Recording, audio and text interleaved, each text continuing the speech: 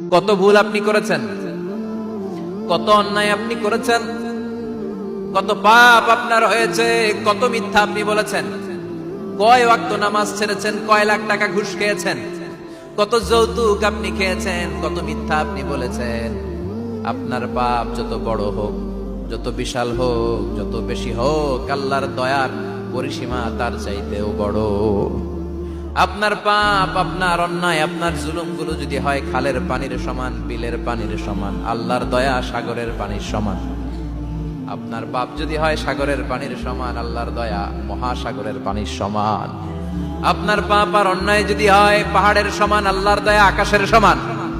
আপনার পাপ যদি হয় আকাশের সমান, আল্লাহর দয়া আরশের সমান।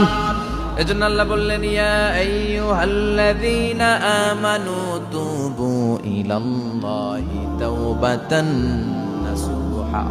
ও আমার গোলাম, তুই তোর নিজেরে যত বেশি ভালোবাসিস তার চেয়েও আমি তোরে বেশি ভালোবাসি। তোর বাবা মা তোরে যত বেশি